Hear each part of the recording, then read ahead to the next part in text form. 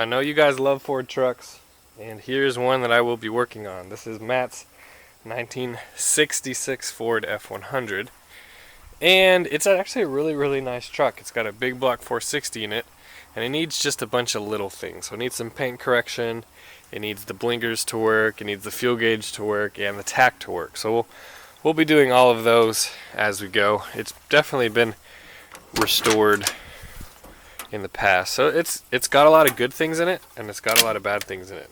Noodle seems to like it a lot. But today we're going to work on the turn signals. It has this column from who knows what. We'll see if we can get the turn signals to work from this column using the original wiring. So I have this really cool wiring diagram. Noodle likes it a lot. From classiccarwiring.com. I mean, it's like under $25 for this laminated, huge, color-coded wiring diagram. It's awesome, and it's worth every penny. So I'm going to use that today in order to get the turn signals hopefully to work. The first thing I'm going to fix are the parking lamps. So this wasn't specifically on the list, but I know it needs to be fixed in order to get the turn signals to work, because what I think's wrong with the parking lamp might be wrong with the turn signal. So here's the front of the truck. You have the parking lamp and directional signal in the same bulb, obviously. But when you turn the headlights to the first click on the switch, these are supposed to come on, but they don't. And if you follow the green wire, that goes over to directional switch connector, which is, we'll get to that in a minute, but if you follow the black, according to the key, it's black with yellow tracer wire, which runs from one parking lamp to the other parking lamp over to the headlight switch. That should turn on the parking lamps, and when you turn on the switch, nothing happens. So what I've done is I've pulled the headlight switch out, and if you see, I'm on the first click, and if I put my test light right there, you see I do get power on the black and yellow wire on the first click like I'm supposed to. So that means there's an issue between here and the parking lot lamps. Parking light lamps. So it's always good to test your test light, make sure your ground is good on your battery, which it is. So coming over to here, it's pretty simple. Basically you have a connector in the firewall, which then runs, I've already unplugged it, but it runs the wires over to the parking lot lamps. Parking light lamps. As you can see, it's a real simple circuit. I've already taken it all apart. What I'm going to do now is, if you look at this connector, you will see that the black with yellow tracer is the bottom, the very bottom wire on this connector. So if we take our test light and we see if we have power, it looks like we do. Those are some dirty contacts, but that's not really making very good contact. Might be able to clean those out and see if that makes a difference. So one thing you also can do is you can run a jumper wire from the battery to that one terminal and see if that gets your bulbs to light, which is what I'm going to do. So I've rigged up a simple test in order to get these bulbs to work. So what I've done is I have a jumper wire from the power wire to the positive side of the battery, and then a jumper wire from ground to the housing of these parking lights, and I can get them to work if I do it that way. Let me show you guys what I've been doing. So I connect positive, hopefully that stays there, and there you go. The circuit is now complete. You guys can see it works. So that means there's an issue either with grounding or with the wiring from basically that connector to here. So this one should work. You can get it grounded, it should work. This one's not wanting to work, so it might be I just disconnected this one too. Let's see. So that one works. That's good. I think it's a ground issue or a connection issue. The inside of the sockets look pretty good. But it's an old truck, so it needs this kind of stuff. Alright, so I've reconnected the harness. I'm going to take my test light. We're going to test the upper part. See that? I'm getting power to that one right there. And then I've disconnected the harness over here. I'm getting power to this one right here. So that makes me think, you know what the issue is? They painted the truck and they didn't realize that these housings ground to the body right here in the back. That's how they ground. And because they didn't remove some of the paint in order to make a nice ground, guess what? You're not getting any grounds and your parking lights aren't working. So I'm gonna sand away a little bit of the paint so we have a nice contact, nice shiny spot for these housings to ground, and they should work. That's the way it should happen. There you go, there's the fix. So you can see if I wiggle it, it comes off, but the second that I put it back where it's supposed to be, where I've scraped the paint off of it, it works. So once the screws hold it down, it's obviously going to be just fine. So you can see I've kind of scraped the paint off a little bit here, then a little bit on the bottom. And you won't see this once the light's installed. But yeah, that's it right there. The other side will probably be the same. Alright, so it's time to fix the turn signals because, yeah, it needs it. Now, somebody put a different column in this. I believe it's not a stock column, but as you can see, they did some crazy crap wiring to this. I believe that these wires are from the column and these ends are stock, but they attached them, you know, green to green. We got orange to orange and purple, and then we got white with a blue stripe to white with a blue stripe. The one this one doesn't look like they ever connected it to anything. I don't know what's that about. But what I can tell is that this wire at one point was connected to this one. It's the only one that's not connected. And so what I've done is I have a jumper wire I'm going to attach here and then go to here. And when I do that, I get something that I don't normally get. Let me show you. So if I turn the key to on, and then I connect this wire, when I move the turn signal switch, oh, you see that? You hear that? I got it to flash. You heard it.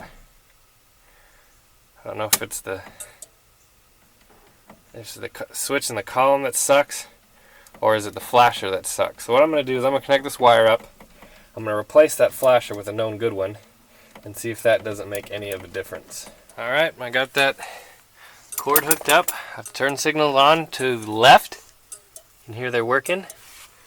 Let me show you. Now that we have the parking lamps in the front grounded correctly, the turn signals now work. Now the flasher is a little slow. I'm going to see if I can't find one I can throw in. It'll blink a little faster than that. I like, obviously, ones. I mean, there's a flasher from 1966. It's obviously. Let's see the other side.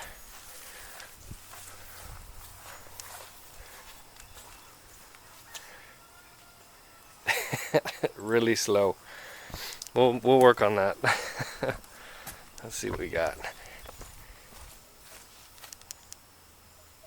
Yeah.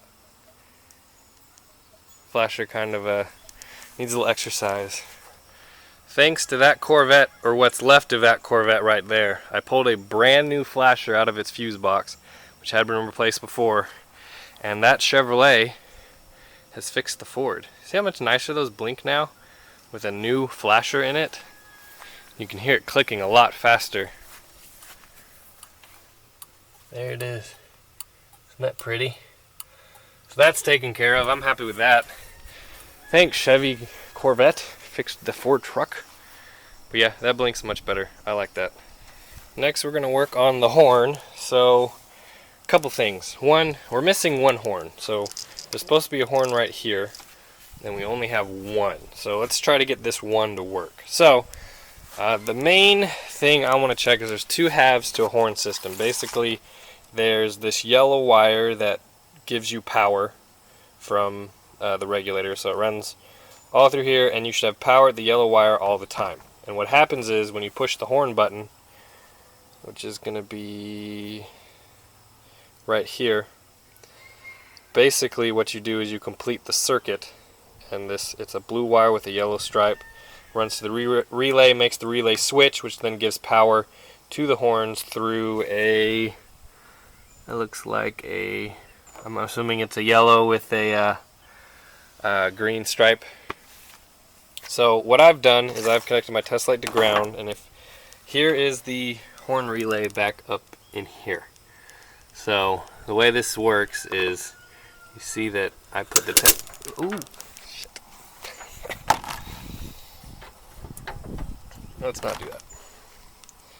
So here's the horn relay right here, and if you see when I put the test light in it, I get power. So that means this yellow side is good. So what's that telling me? It's either a horn issue, ground issue, steering column issue, or relay issue. So what I'm going to do now is I'm going to jumper between the power wire and the wire that goes to the horns, and fingers crossed, the horn should go. Alright, so here is my little jumper wire, and let's see if it works. Woo! Okay, it always scares me the first time. So obviously that horn works, ground's good, so power is good, wires are good, so that means it's only either a relay issue or it's a column issue. And after seeing the wiring on the column, pretty sure it's a column issue. Alright, whoever installed the steering column's an idiot, but how am I not surprised? So what I've done is I got a little jumper wire. I've identified this wire as the wire that goes to the horn relay. So the way this works is, my phone's ringing. Alright, I have determined that this little wire right here, the blue and the yellow, is the wire that goes to the horn relay. I checked continuity, it goes all the way to the relay. And so these three wires are the only wires left sticking out of the steering column. So what I've done is I have grounded out the horn right here after taking the steering wheel off, grounded it out, and then got a jumper wire to run from the horn wire to one of these wires, and I figured out that the blue wire is the one that makes the horn work. So what we have to do is we have to connect these two wires. They're cut too short, so I have to make a little jumper wire like that, and then we're going to put the steering wheel all back together, and the horn should work. Before I put the steering wheel on, I can check the circuit. Works just great. I can also put this button on, and I'll show you that. Alright, so I've plugged this in like this. What I can do is, when the button's attached to the wheel, that's what it's going to do. And then it works. Easy as pie. The last thing I need to do this truck is figure out the gas gauge. Sometimes it always stays full, and what we thought was happening was the sender wasn't working right. That sender's actually working the way it's supposed to. So whenever I have it up on full, the gauge reads full. Whenever I put it down on E, the gauge reads E. I've moved the arm up and down as I held the ground onto the sender, and it works just fine. So I'm thinking what we might do is we might reposition the sender so it points the other way. That way, hopefully, we can make sure that the float is not rubbing on anything or touching anything. I really don't think it matters either way, but we'll go ahead and do that and see if that makes a difference. So right now there's about a half a tank, so the gas gauge should reach half a tank. And when I have this, the sender pointed about right here, it does read half a tank. So we'll flip it around and see if that makes any kind of difference. I don't think it will.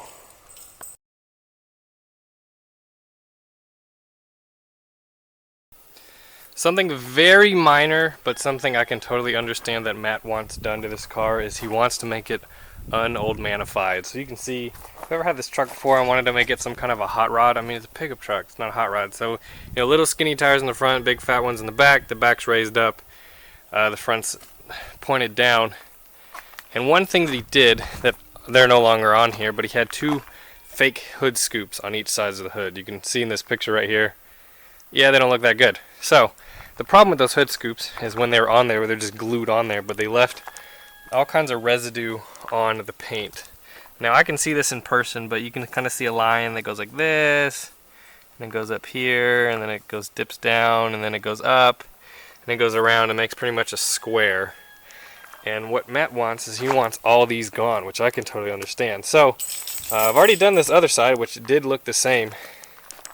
And if you look at it, it's beautiful. There are no there's no residue left. Now, how I did it was pretty simple. So first, I tried to just buff it out, but that wasn't working. So I went to really, really light sand. I think this is, you know what grit this is. It's higher than 5,000, but it's pretty much almost no grit on it at all. It's 7,500 maybe grit sandpaper. But what I'm doing is I'm taking off the very, very top coat of clear coat off of this paint. And after I do that, I'm able to use my buffer and then buff it out and make it to a nice shine, like this.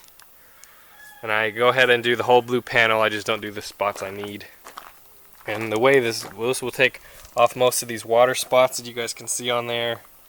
It will take off all of the spots that are left. I mean, I can catch these with my nail. So all that's got to go. And it's the safest way I can do it without using chemicals, without using like Goo Gone or something like that. And what it will do, it will guarantee that all the blue will look uniform. Now, again, this truck does not have perfect paint. I mean, there's a little bit of an imperfection right here in the front, but it looks a heck of a lot better when it doesn't have those stupid scoops on it, and it will look even better when I get done wet sanding all of this. So it's pretty easy. Get your sponge wet, get your sandpaper wet, get your squirt bottle, and then you squirt while you sand. Make sure you go diagonally, right to left, up and down, and then diagonally again. Do all the directions so that you don't have any sand lines that go one way or the other. And you know what? There's a bunch of orange peel in this paint anyway. I doubt it shows up on camera, but there's a bunch of orange peel that it will look better once I wet sand it. So here is the almost final, the almost finishing touch on the removal of those lines in the paint. Just got some splatter on it, but yeah, you can't see any more of those water spots are pretty much all gone, and then all the lines that had those scoops on there are all gone. You can't see them, and it actually is a little bit shinier since I wet sanded it. It's a little less orange peel, but again, not perfect paint, but much better now. The last thing I'll do is I'll put a coat of wax on it, and I'll shine it up just a little bit more, and it will be all done. Alright, there you go. Everything on the list this time is fixed. So until next time when Matt brings it back for the next round, it's ready to be enjoyed for another couple weeks.